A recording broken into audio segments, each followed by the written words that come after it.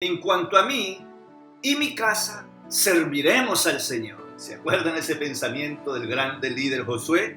Qué hermoso desafío para nosotros hoy día, como individuos y como familia. Quédate conmigo a través de la reflexión del capítulo 2 de Segunda de Tesalonicenses, a través de este canal de YouTube, tu canal, por su servidor, el pastor Willard Kahn. Bienvenidos. Hola, gente preciosa, gente maravillosa, gente extraordinaria. Qué bueno saludarles a través de este medio. Estamos aquí una vez más para conectarnos con nuestro Padre Celestial a través de su santa palabra, con la invitación del Espíritu Santo, con la seguridad de que envía a sus santos ángeles para cuidarnos. Así que, ¿dónde estás? Los desafíos que tienes hoy día, ese viaje que vas a hacer, ese negocio que vas a hacer, ese emprendimiento que vas a tomar, esa decisión que vas a hacer con tu familia, con tus hijos, con tu matrimonio, no tengas temor. Dios está contigo, Dios te guarda, Dios te cuida. Solamente tú debes colocarte en las manos de Él. Y esto es el propósito por el cual nos unimos no solamente a estudiar la palabra del Señor, sino para que coloquemos y rindamos nuestra vida todos los días en donde quiera que estemos en los brazos del Señor. ¿Dónde estás? Allá en Europa, en Asia, en Estados Unidos, en Norteamérica, en Centroamérica, en Sudamérica, aquí en Colombia, en cualquier departamento, en cualquier ciudad o región, no sé, allá donde estás. Gracias por estar conectado a través de este medio, pero prepárate para lo que el Señor quiere darte todos los días a través de su santa palabra. Quiero invitarle para que oremos y para que coloquemos entonces una vez más nuestra vida en las manos del Señor. Padre amoroso, gracias porque un día más nos llamas, nos invita a ser parte de ese pueblo que está buscando tu presencia, que está buscando tu dirección. Y aquí estamos, Señor, con tu santa palabra. Háblanos a través del capítulo de hoy. Guíanos, Señor, fortalécenos y que tu Santo Espíritu nos dé la sabiduría para entender tu palabra, pero también para tomar decisiones de avanzar en fe contigo. Quédate en nuestros corazones, te lo pedimos en Cristo Jesús. Amén. Bien, mis apreciados, en Primera de Tesalonicenses, los cristianos estaban en peligro de perder la esperanza de la segunda venida de Cristo. En Segunda de Tesalonicenses, Pablo enfrenta el extremo opuesto, la idea de que la segunda venida sería inmediata o que ya estaba presente de alguna manera en el ámbito espiritual. Sin embargo, el apóstol escribe que antes del regreso de Jesús se revelaría el hombre de pecado, versículo 3, cuya venida sería detenida, versículos 6 y 7, hasta el momento apropiado. Antes de la llegada del hombre de iniquidad o el maligno, según el versículo 8, la segunda venida no tendría lugar. Y esto era lo que estaba sucediendo.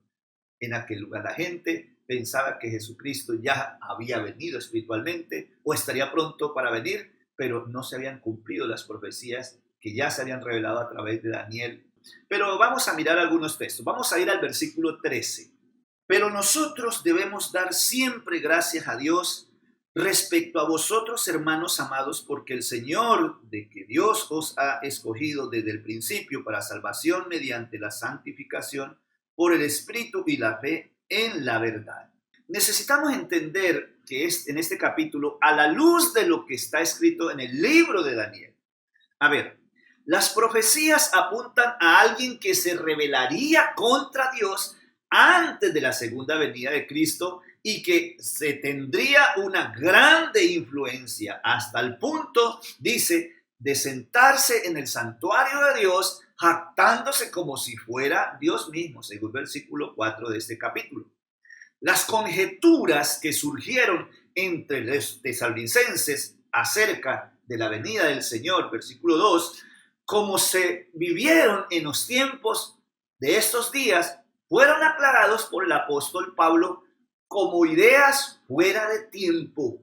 Ciertamente, habían recibido algo de luz de las profecías de Daniel y comprendieron que el tiempo señalado aún no había llegado. Ciertamente, el regreso de Cristo y la preparación para este día son los temas centrales de esta segunda epístola. El apóstol tenía una fe viva en la posibilidad de ver regresar a Jesús Salvador mientras él estuviese vivo. Lo dice ahí en 1 Corintios 15, 51, 1 Tesalonicenses 4, 17.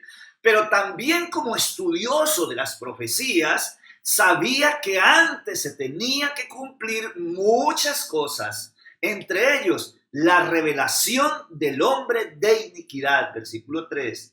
El profeta Daniel lo describió como un rey.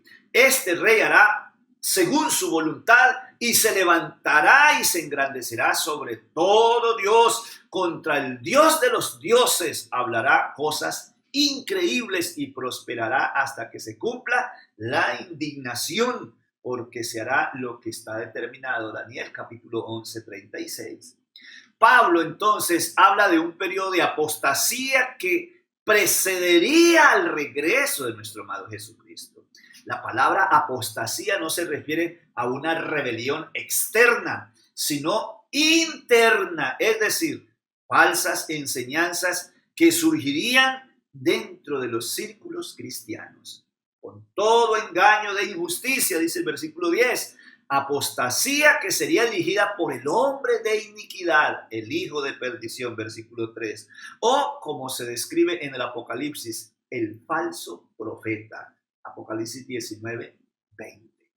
Sabiendo entonces que la iniquidad significaba pecado y el pecado es la transgresión de la ley, primera de Juan capítulo 3, 4, el hombre de iniquidad no es más que alguien que está fuera de la ley, que quebranta la ley de Dios y que seduce a las naciones en el mismo sentido.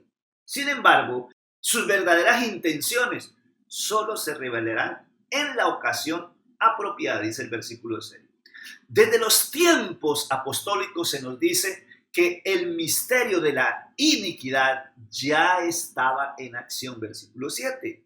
Pero el maligno solo se revelará cuando el Espíritu Santo, que ahora lo detiene, versículo 7, sea removido al concluir el sellamiento de los siervos de Dios. Ezequiel 9:4, Apocalipsis 7:3. Este hombre de iniquidad, según la obra de Satanás, versículo 9, hará grandes señales y prodigios y mentiras, dice el versículo 9, para engañar, si es posible, a los mismísimos elegidos del Señor, como lo dice San Mateo 24, 24. El llamado de Jesús, mis apreciados, sigue siendo el mismo específicamente en nuestros días. Mirad que nadie os engañe. Y el texto nos dice de hoy que muchos serán engañados por cuanto no creyeron el amor a la verdad. Note que Pablo lo dice ahí en el versículo 10. Un engaño de la injusticia será para todos los que se pierden por cuanto no recibieron el amor de la verdad para ser salvos. No se equivoquen, mis apreciados hermanos míos, o buscamos a Dios sin cesar mediante el estudio sincero de su santa palabra, con un corazón contrito y sumiso, o seremos arrastrados fácilmente por todos los vientos de doctrina. ¿Dónde pues está la fe de nuestros padres? ¿Estamos dispuestos a renunciar a nuestros deseos egoístas y a sufrir, si es necesario, necesidades y privaciones por amor a la verdad? Estamos, de hecho, preparándonos para enfrentar un tiempo de angustia cual nunca lo fue, como lo dice Daniel 12:1, cuando el mundo reverencia al hombre de iniquidad y se nos pida que hagamos lo mismo bajo la pena de muerte. ¿Cederemos o como Josué decidiremos resueltamente? En cuanto a mí y mi casa, decidiremos servir al Señor. Josué 24:15.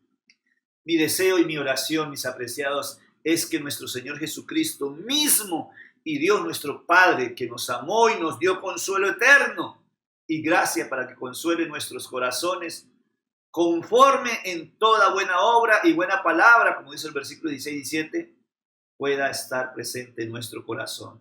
Por lo tanto, velad, porque no sabéis en qué día el Señor, nuestro amado Salvador, vuelva. San Mateo 24:42. Mis apreciados, ¿cómo actuarás ante aquel hombre pecado llamado el anticristo, el hombre de iniquidad? ¿Vamos a desesperarnos? Ya está en acción toda su obra, su espíritu.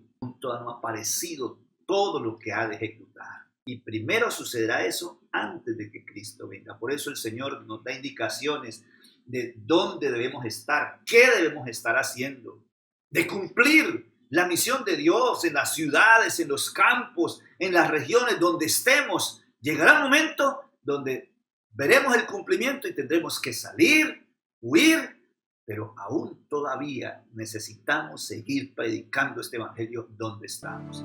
Así que allá donde estás, coloca tu vida en la mano del Señor y deja que Él te guíe a ser un testigo fiel de la verdad y que ames esa verdad aún por encima de todo lo que traiga amenaza contra nuestra vida.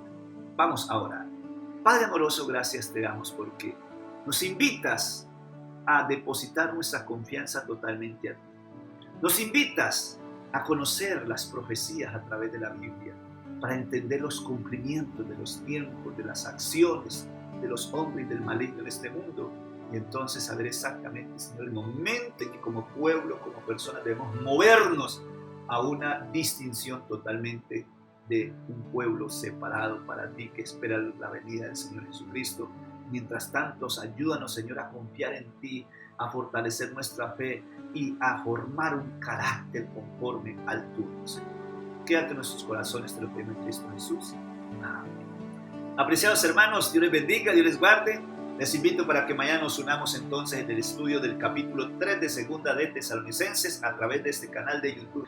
Por su servidor, el pastor Willard Cano. Y recuerden, fe y valor, arriesgados, atrevidos, valientes en Cristo. Los espero mañana.